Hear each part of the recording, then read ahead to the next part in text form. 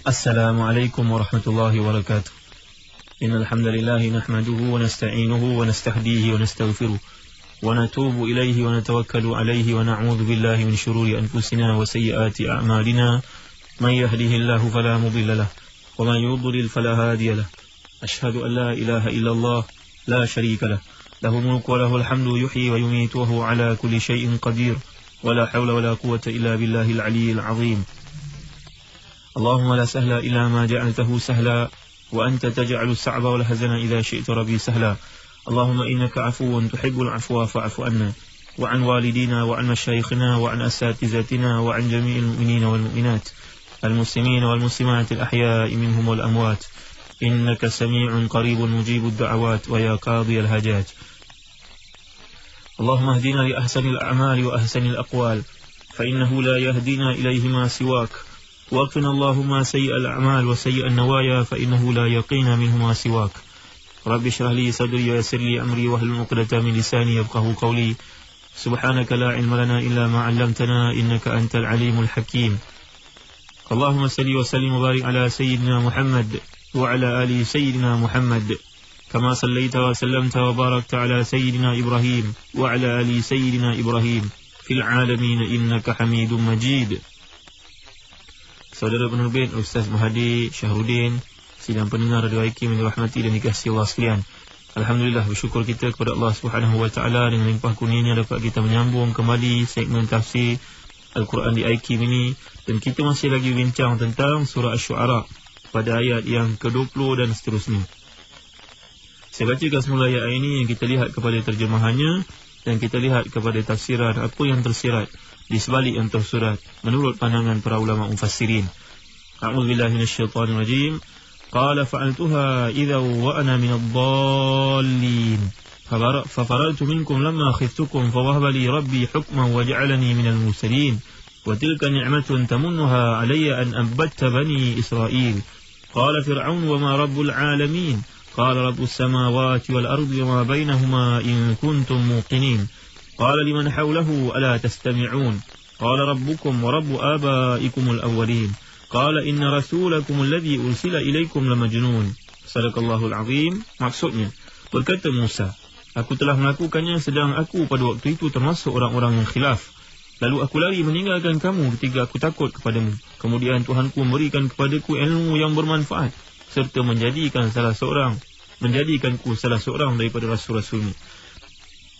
Budi yang kamu limpahkan kepadaku itu adalah disebabkan kamu telah memperhambakan Bani Israel. Fir'aun bertanya, siapa Tuhan semesta alam itu? Musa AS menjawab, Tuhan pencipta langit dan bumi dan apa-apa yang ada di antara keduanya. Itulah Tuhanmu juga, jika kamu sekalian orang-orang yang mempercayai. Berkata Fir'aun kepada orang-orang sekelilingnya, apakah kamu tidak mendengarkan? Musa berkata pula, Tuhan kamu dan Tuhan nenek moyang kamu yang terdahulu. Fir'aun berkata, sesungguhnya Rasulmu yang diutus kepada kamu sekalian ini benar-benar seorang yang gila. Dalam kuliah yang lepas, kita sudah membincangkan tentang perkataan dhalin. Dhalin yang dimaksudkan oleh Allah Subhanahu wa taala di sini bukannya sesat daripada hidayah, tetapi sesat ataupun terjauh, tersimpang daripada kebenaran kerana kesilapan membunuh tanpa disengajakan. Membunuh seorang yang telah disebut oleh Allah dalam surah yang lain, iaitu surah Al-Qasas ayat ke-15. A'udzubillahi minasyaitonir rajim. Wa kazahu Musa faqadha alaihi. Kemudian ayat yang ke-21, Allah Subhanahu wa taala menceritakan tentang Nabi Musa berkata kepada Firaun, lalu aku melarikan diri, dan melarikan diriku itu ada hikmah di sebaliknya. Allah ingin memberikan kepadaku ilmu.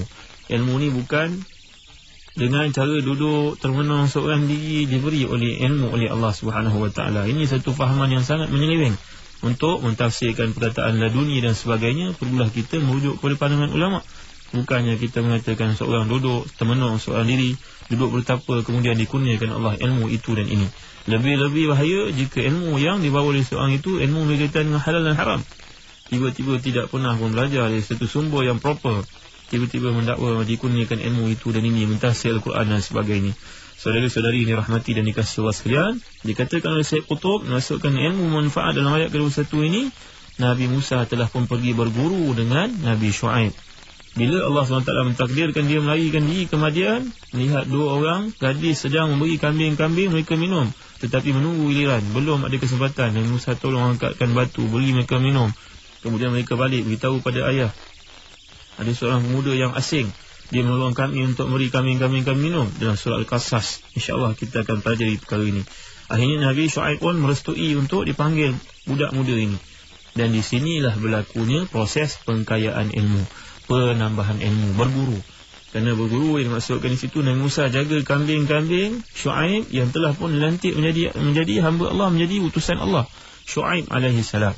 Jadi di situ berlaku proses pengajaran dan pembelajaran PNP cikgu-cikgu sebut pada hari ini. Jadi di situ menunjukkan kepada kita Nabi Musa belajar. Maka tidak ada sebab untuk siapa-siapa mengatakan kita boleh dapat ilmu direct daripada Allah Subhanahu Wa Taala. Mengatakan ilmu laduni diberikan kepada semua orang merupakan pandangan yang menyeleweng daripada akidah. Boleh menyebabkan seseorang boleh berkata mengikut hawa nafsunya. Betapa tidak bila dia mendakwa dia dapat ilmu direct daripada Allah. Jadi saudara-saudari yang dirahmati dan dikasihi Allah sekalian, maksud hukmun di sini iaitu ilmu, al-ilmu nafi' yang dipelajari oleh Nabi Musa dalam tempoh 10 tahun hilang lenyap dari bumi Fir'aun ayah angkatnya itu. Kemudian Allah muliakan lagi. Selepas 10 tahun nak balik semula, berjumpa dengan ibunya yang lama ditinggalkan selama 10 tahun itu kerana proses pengajaran yang dilalui, maka Allah pilih pula menjadi Rasul. Dan perkara ini akan kita bincangkan dalam surah Tur dengan izin Allah Subhanahu Wa Taala nanti. Kemudian ayat ke-22, Allah SWT telah mengatakan kepada Musa supaya menjawab tuhmahan Fir'aun itu bahawa dulu aku dibesarkan, kamu dibesarkan di istanaku, kamu tidak wajar melanggar arahanku. Maka kamu Musa jawablah kepadanya dengan 3 perkara. Yang pertama, kamu mengatakan aku diberi nikmat duduk di istana kamu, tapi kamu kena ingat kamu telah memperhambakan kaumku. Apakah wajar kamu memperhambakan ratusan ribu manusia, puluhan ribu di kalangan mereka, tiba-tiba kamu mendakwa kamu boleh aku seorang diri boleh cover semua kesilapan kamu. Yang kedua, kamu telah membunuh ramai anak lelaki, kamu hidupkan aku seorang diri. Kamu buat baik pun, kalau kamu tak baik pada aku pun, ibu aku akan buat baik padaku. Kalau kamu tidak menjatuhkan hukuman dibunuh anak-anak lelaki, tentulah ibuku akan menjagaku sebagaimana seorang ibu menjaga anaknya. Dan itu tanggungjawab, satu kasih sayang yang difitrahkan oleh Allah. Dan kamu tidak wajar mengatakan bahawa kamu telah berlaku baik kepadaku. Dan kamu juga tidak wajar mengatakan kamu baik padaku dalam keadaan segala kebaikan yang kamu lakukan bersumberkan daripada harta yang kamu ambil daripada kaumku. Maka ini hujah-hujah yang cukup bernas menyebabkan Fir'aun terlopong mulutnya untuk menjawab kembali apa yang Nabi Musa patahkan hujahnya itu. Jadi saudara-saudari yang dirahmati dan dikasihi Allah sekalian, artinya bila kita berhujah dengan orang, kumpulkanlah hujah yang betul-betul bernas, yang betul-betul kuat. Jangan kita mencari daripada mana yang tangkap muat saja fakta-fakta yang tidak diperbetulkan, sehingga menyebabkan orang akan meremeh-temehkan kita. Dan antara adab lain bila kita berdebat dengan orang, memohon kepada Allah SWT ikhlas. Jangan dilakukan satu perbuatan itu nak mura'atan, mubahatan, nak menunjuk kepada orang lain bahawa kita inilah yang paling hebat.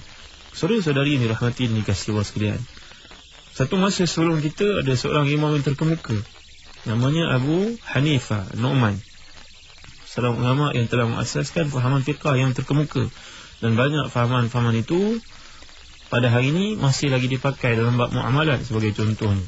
Imam Abu Hanifah ni terkemuka sebagai seorang yang begitu kuat mantiknya, begitu kuat logiknya, sehingga pada satu ketika tuan gurunya Hamad gagal menepis hujah ini, kemukakan golongan etis, maka dia yang telah tampil walaupun usianya pada waktu itu hanya 12-an tahun, setengah riwayat kata baru 12 tahun. Imam Abu Hanifah tampil ke khalayak ramai untuk menjawab tuduhan golongan mulhid etis itu terhadap beberapa persoalan yang ditimbulkan. Yang pertama, etis itu berkata, kalau Allah Subhanahu Wa Taala ada, apa yang Allah telah buat pada hari ini? Itu soalan yang ketiga. Soalan yang kedua, apakah Allah SWT itu wujud? Kalau wujud, di mana Allah Subhanahu Wa Taala? Ini soalan yang menyebabkan gurunya tidak mampu nak jawab, kerana soalan ini adalah soalan yang begitu bersifat logik dan susah untuk kita fikirkan jawapannya. Dan Allah SWT ini bersifat yang awal dan tiada awal daripadanya.